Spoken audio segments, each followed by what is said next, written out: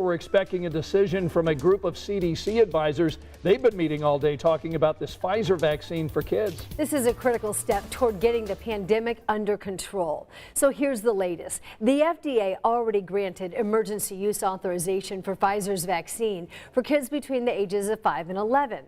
However, the advisory committee must still make their recommendation, and the CDC director ultimately will get the final say.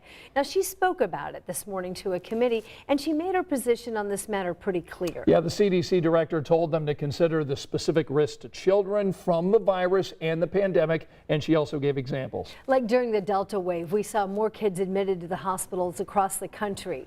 Plus, 745 kids under the age of 18 have died. She went on to say they've experienced detrimental social and mental health impacts that we are just beginning to fully understand. Now, if all goes as planned, the CDC director will soon sign off on those shots. And that means soon you'll be able to get your kid vaccinated. It could be as early as tomorrow. Tonight, Logan Gay takes a look at what you need to know if you're going to get your kid an appointment.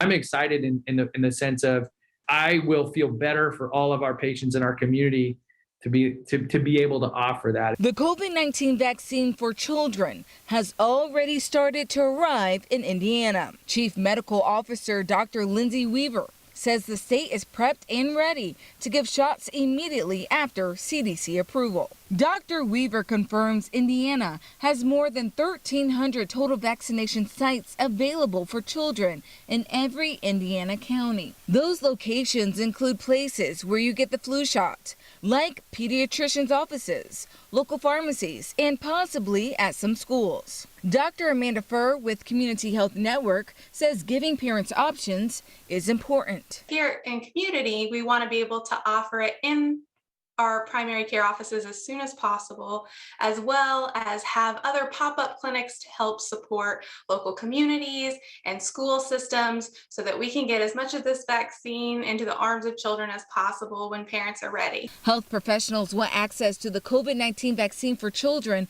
to be as convenient as possible for parents. We're going to handle it similar to what we do with the flu vaccine every year. So if your child is there for an appointment for some other reason, but you're ready to have them vaccinated, we will have that available. We're also going to have special times, special vaccine clinics, so to speak. That's because many in the healthcare community believe vaccinating elementary age children could be a game changer to keep our community safe. We're happy to see that the numbers of cases are coming down. If we want to keep them down and keep this trend going, this is really the next big hurdle we got to get through. Now, we checked in today with some of our local health departments. The Fishers Health Department told us they've received their first shipment of that vaccine for kids as young as 5. We want to show you what it looks like tonight. It's got this orange packaging to tell it apart from the vaccine for adults. The packaging says it's for kids as young as 5 but younger than 12. Now, as long as this vaccine is approved, they expect to start vaccinating kids as early as Thursday. As we said, it's possible kids could start getting their COVID vaccine this week, meaning they might be fully vaccinated by the time it's Christmas. The 2 doses should be given 3 weeks apart. So if they get their first shot this week, they'd get their second shot around Thanksgiving, and they'd be considered fully vaccinated about 2 weeks after that. Now, if they get theirs a little later, they can still reach full immunity by Christmas. You'll just want to time it out. That way they can get their second shot by December 10th.